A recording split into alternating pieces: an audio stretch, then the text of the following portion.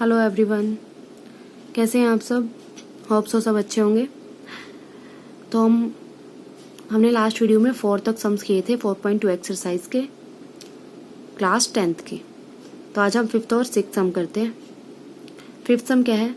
The altitude of right triangle is 7 centimetre less than it's base. जो altitude है means जो height है right angle triangle की, वो उसके बेस से 7 सेंटीमीटर कम है। ठीक है। If the hypotenuse is 13 centimetre, find the other two sides। अगर हाइपोटेन्यूज 13 सेंटीमीटर है तो हमें उसके 2 साइड्स और निकालनी है। तो देखिए हमें क्या गिवन है, बेस से एल्टीट्यूड जो है 7 सेंटीमीटर लेस है। तो अगर मैं बेस को x ले लेती हूँ तो जो एल्टीट्यूड है वो 7 सेंटीमीटर कम है बेस से, तो x माइनस 7 क्या हो जाएगा एल्टीट्यूड, और हाइपोटेन्यूज मुझे 13 गिवन है। तो राइट एंगल ट्रायंगल की प्रॉपर्टी से हम क्या कर लेंगे, फाइंड आउट कर लेंगे। ठीक है। तो देखिए लेट कर लेते हैं, let base of right angle triangle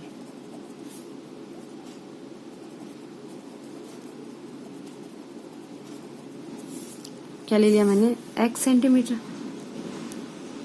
ठीक है। एल्टीट्यूड जो है, altitude of right angle triangle हमें क्या गिवन है, इससे 7 लेस। तो 7 लेस है तो 7 माइनस कर दूं, मीन्स x माइनस 7 सेंटीमीटर। ये क्या गिवन है, एल्टीट्यूड। और हमें हाइपोटेन्यूज जो गिवन है,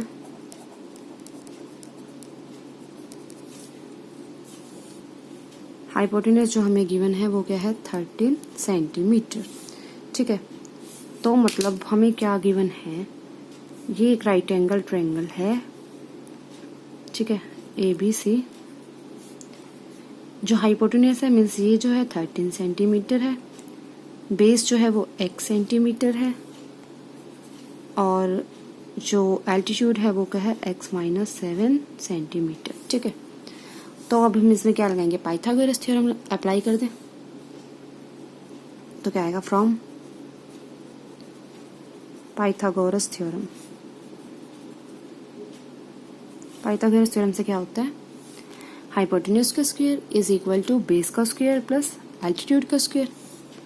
तो क्या हो जाएगा, हाइपोटेन्यूज का स्क्वायर मीन्स 13 का square is equal to base का square means x square plus altitude का square means x minus 7 whole square. तो सॉल्व कर लेते हैं। पहले मैं ये लेफ्ट हैंड साइड पर राइट कर लूँ, X square plus X square A square plus B square minus 2 ये भी बनेगा ना।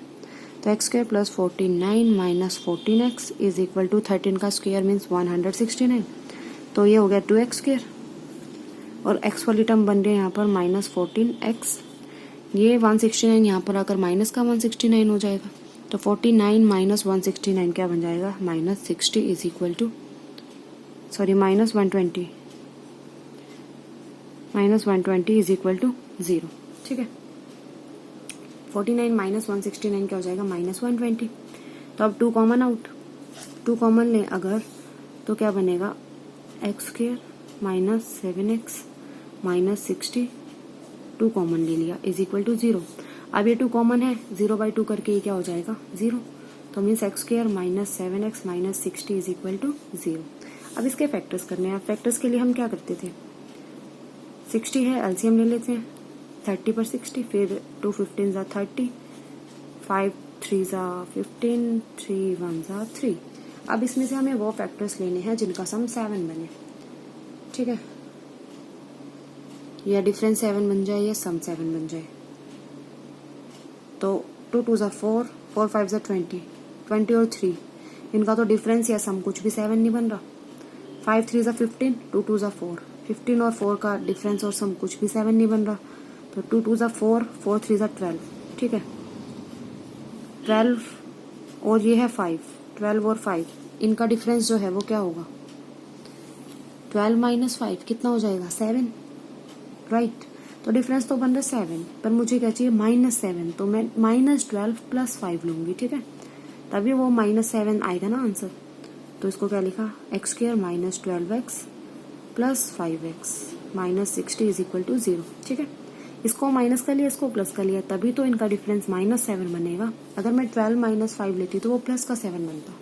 ठीक है, x common out, x minus 12 plus 5 common out, यहाँ बन जाएगा x minus 12 is equal to 0। तो x माइनस 12 कॉमन और ये हो जाएगा x minus 12 into x plus 5 is equal to 0। Means यहाँ पर x की वैल्यू क्या होगी, therefore x is equal to, या तो ये वाली टर्म इक्वल टू 0 होगी, means x is equal to 12 होगा, और ये वाली टर्म 0 होगी तो x is equal to minus 5 होगा। तो ये आ रही है x की वैल्यू। अब जो भी साइड हो, ट्रायंगल की हो, किसी भी चीज की हो, वो क्या होती है, हमेशा पॉजिटिव होती है।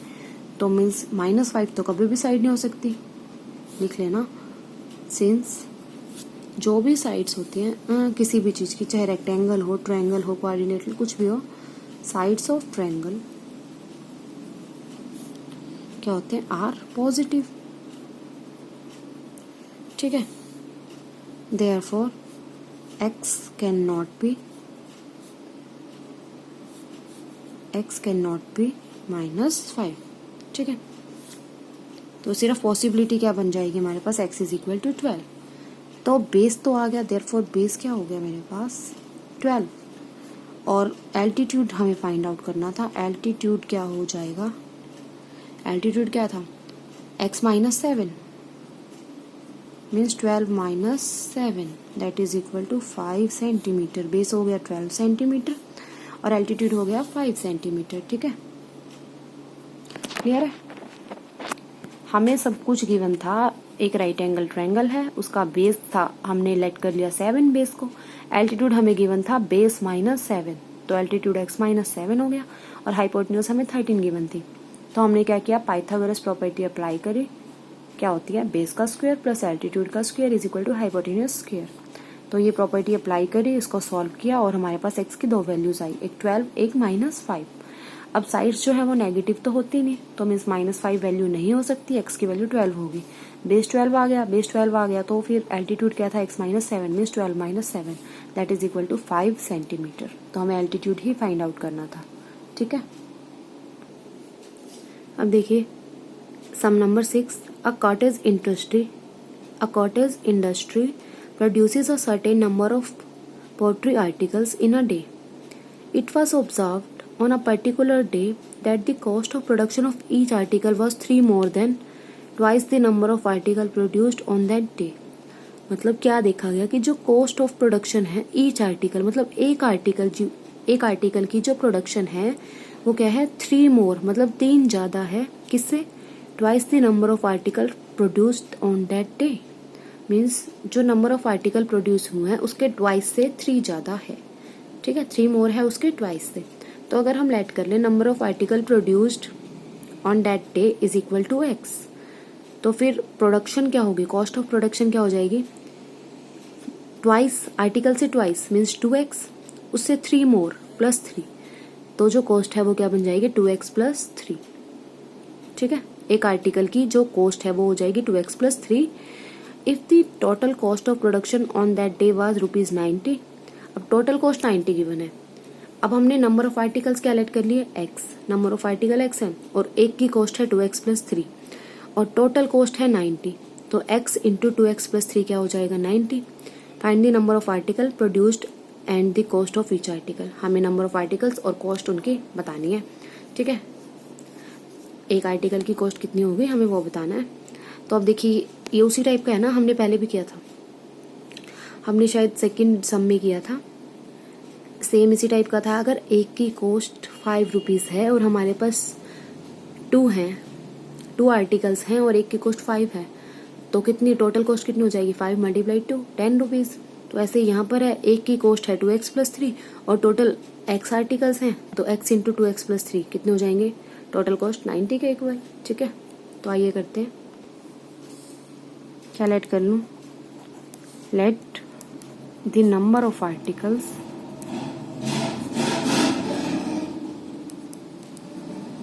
प्रोड्यूस्ड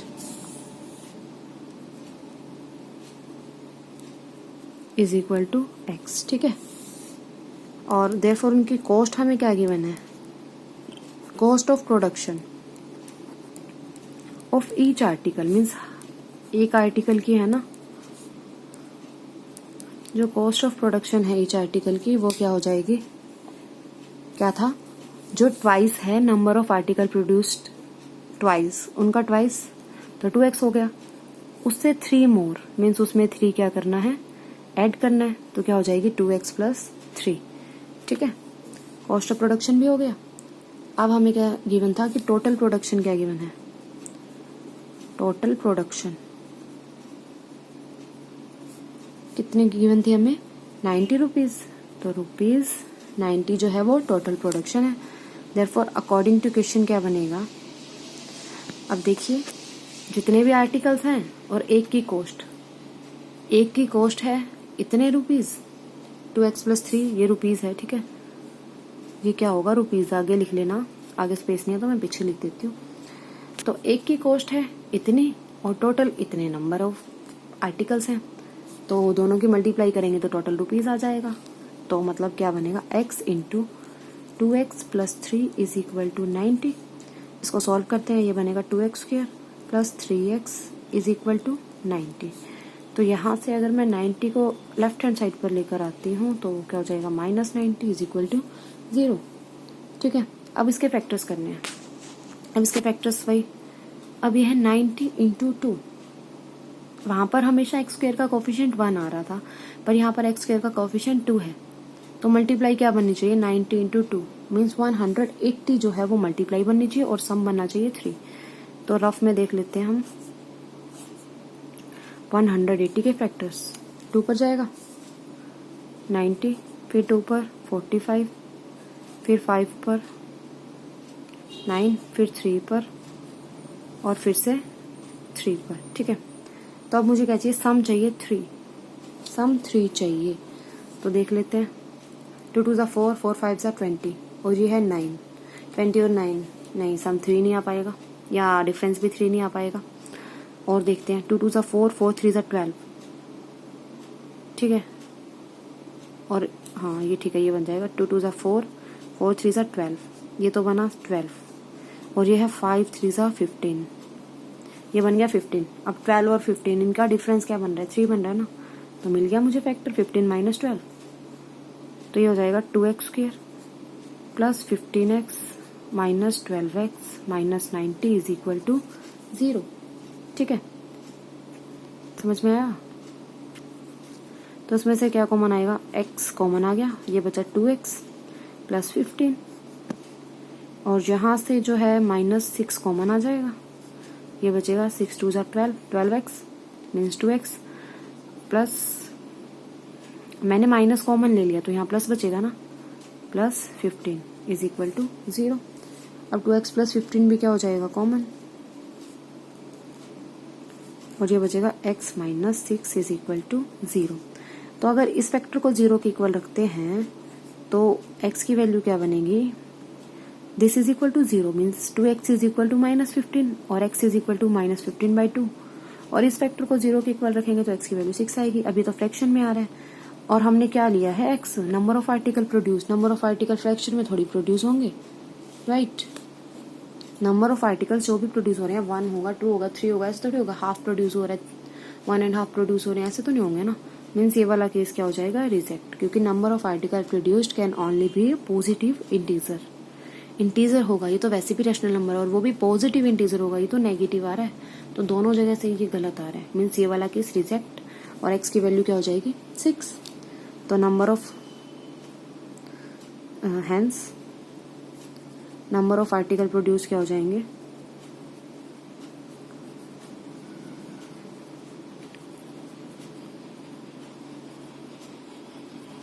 कितने हो गए 6। और हाँ, उसने हमसे क्या पूछा था, cost of each article, cost of each article.